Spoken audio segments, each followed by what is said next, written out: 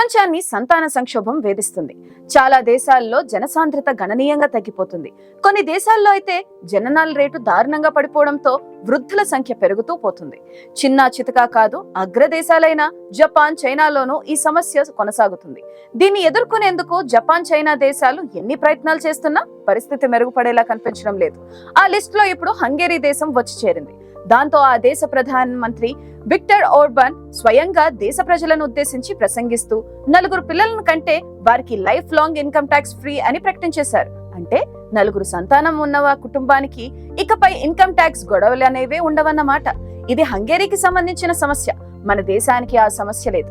భారతదేశంలో జనాల రేటు మరీ ఎక్కువగా ఉంది. 2024 సంవత్సరంలో ప్రపంచంలోనే అత్యధిక జనాభా కలిగిన దేశాల్లో మన దేశం కూడా ఒకటి. 2020లో ప్రపంచ జనాభా 784 కోట్ల మంది కాగా ఇది 2021 నాటికి 790 కోట్లు, 2022 నాటికి 797 కోట్లకు, 2023 నాటికి 804 కోట్లకు ప్రపంచ జనాభా చేరుకుంది. ఈ సంఖ్యలను చూస్తే జనాభా ఏటా పెరుగుతుంది, కానీ వాస్తవానికి ఏ ఏటికి ఏడాది జనాభా పెరుగుదల తగ్గుతుంది. కానీ చాలా దేశాల్లో జనాభా క్రమంగా తగ్గుతుంది. జనాభా తగ్గడం అంటే అది ఏ దేశానికైనా శాపమే. ఎందుకంటే ఎంత సంపద ఉన్నా జనాలు లేకపోతే దాన్ని ఏం చేసుకుంటారు? ఇప్పుడు ఇలాంటి సమస్య హంగేరీ అనే యూరోప్ దేశానికి ఎదురైంది. అందుకే జనాభాను పెంచుకునేందుకు వినూత్నమైన ఆలోచనలు చేస్తుంది. 4 కంటే ఎక్కువ సంతానాన్ని కంటే జీవితాంతం ఆదాయపు పన్ను కట్టాల్సిన అవసరం లేదంటూ స్వయంగా ఆ దేశ ప్రధానమంత్రి ప్రకటించారు. అలా అయినా ప్రజలు ఎక్కువ మందిని కంటారని ఆయన ఆశపడుతున్నారు. దీన్ని బట్టి హంగేరీ దేశంలోని జనాభా తగ్గుదల ఎంత ప్రమాదకరంగా మారిందో అర్థం చేసుకోవచ్చు. మీకు తెలుసా, 1989లోనే హంగేరీ దేశ జనాభా 1,40,000 మంది ఉన్నారు. కానీ 2024 జనవరి నాటికి ఈ జనాభా భారీగా పెరగాలి. కానీ అందుకు విరుద్ధంగా ఆ దేశంలో జనాభా పడిపోయింది. ప్రస్తుతం ఆ దేశ జనాభా కేవలం 96 లక్షల మంది మాత్రమే. జనాభాను పెంచుకోవడానికి గత్యంతరం లేక ఆ దేశం వలసదారులను ప్రోత్సహించాల్సి వస్తుందని హంగేరీ ఆవేదన వ్యక్తం చేస్తుంది. నిజానికి యూరోప్లోని చాలా దేశాల్లో జనాభా క్షీణిస్తుంది. జనాల రేటు భారీగా పడిపోయింది. ఈ క్రమంలో హంగేరీ అప్రమత్తమైంది. దేశ జనాభాను పెంచేందుకు వినూత్న చర్యలకు ఉపక్రమించింది. తాజాగా ఆ దేశ ప్రధాని విక్టర్ ఓర్బాన్ మాట్లాడుతూ యూరోప్ లో జనాలు భారీగా పడిపోయాయని ఆందోళన వ్యక్తం చేశారు.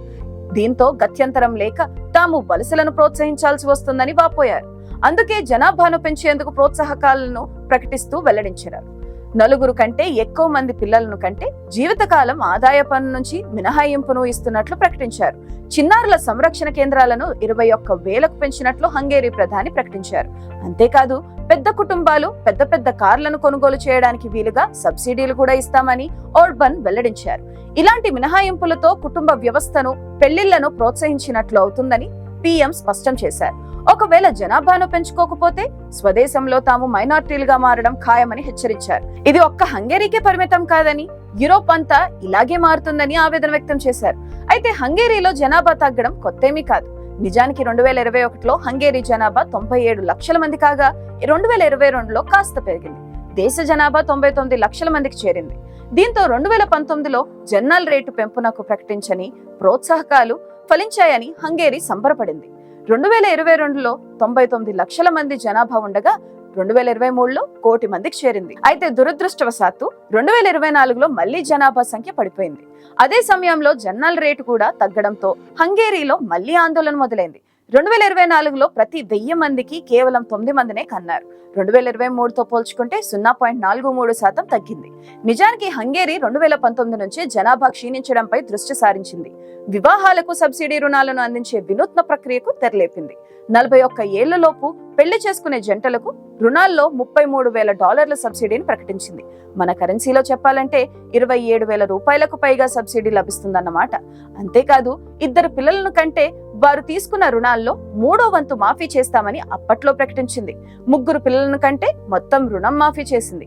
నిజానికి ప్రోత్సాహకాలు కొంత ఫలితాలను ఇచ్చాయి, కానీ మళ్లీ పరిస్థితి మొదటికి వచ్చింది. అందుకే ఈసారి మరిన్ని ప్రోత్సాహకాలను హంగేరీ ప్రకటించింది.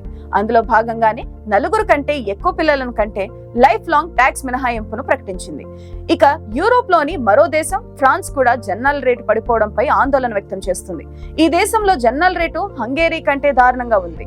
ప్రతి 1000 మందికి కేవలం 6 పిల్లలు జన్మించారు. 2023లో ఫ్రాన్స్ లో 6,78,000 మంది పిల్లలు జన్మించారు. 2022తో పోలిస్తే జన్నాల రేటు 7% తగ్గింది. 2020లో పోలిస్తే మాత్రం జన్నాల రేటు 20% పడిపోయింది. ఇది ఆ దేశ జనాభా సంక్షోభాన్ని ఎత్తి చూపుతుంది. రెండో ప్రపంచ యుద్ధం తర్వాత ఫ్రెంచ్ జన్నాల రేటు ఈ స్థాయిలో పడిపోవడం ఇదే తొలిసారి.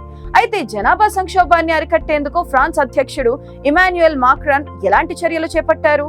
ఫ్రాన్స్ లో తల్లిదండ్రులకు ఇచ్చే సెలవులను మాక్రాన్ పెంచారు.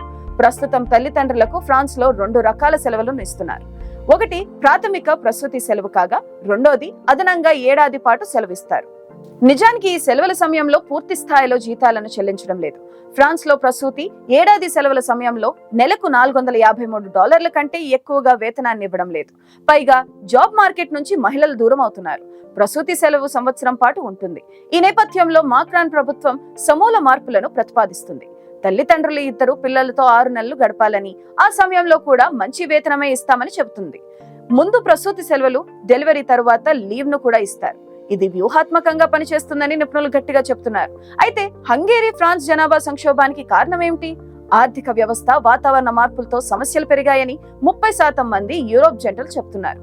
పిల్లలను పెంచడం ఖర్చుతో కూడిన వ్యవహారంగా మారిందని 28% మంది ఫ్రెంచ్ జంటలు వాపోతున్నారు. కనుక ఇది సాంస్కృతిక మార్పు కానే కాదు. అంటే పిల్లలను వద్దని యూరోపియన్లు కోరుకోవడం లేదన్నమాట. నిజానికి 66% జంటలు కనీసం ఒక బిడ్డనైనా కనేందుకు సిద్ధపడుతున్నారు. 20% మంది మాత్రమే ఇద్దరు పిల్లలను కనేందుకు సుముఖత వ్యక్తం చేస్తున్నారు. కానీ వారిని పరిస్థితులు అడ్డుకుంటున్నాయి. అధిక ద్రవ్యోల్బణం, వాతావరణ మార్పులు వంటి భయాలు యూరోపియన్లను వెంటాడుతున్నాయి. అదే సమయంలో రుణాలు పెరుగుతున్నాయి. ప్రస్తుతం ఆరోగ్య సంరక్షణ స్ట్రాంగ్ గా ఉంది. అందుకే ప్రజలు ఎక్కువ కాలం జీవిస్తున్నారు. గతేడాది ఫ్రాన్స్ మరణాల రేటు 6.5% తగ్గింది. హంగేరీలో అయితే ప్రతి 1000 మందిలో కేవలం సగటున 15 మంది మాత్రమే చనిపోతున్నారు. దీనికి కారణం ప్రజల ఆరోగ్యం ఆర్గానిక్ గా ఉంది. అంటే పిల్లలు పుట్టకుండా ప్రభుత్వాలు అడ్డుకోవడం లేదు. అలా అని ఎక్కువ మంది పిల్లలను కనమని కూడా బలవంతం చేయడం లేదు. ఇన్నాళ్ళు ఈ సమస్యను పెద్దగా యూరోప్ దేశాలు పట్టించుకోలేదు. కానీ ఇప్పుడు చాలా దేశాలు జనాభా పడిపోవడంపై దృష్టి సారిస్తున్నాయి. పైగా వలసలను నివారించాలని కోరుకుంటున్నాయి.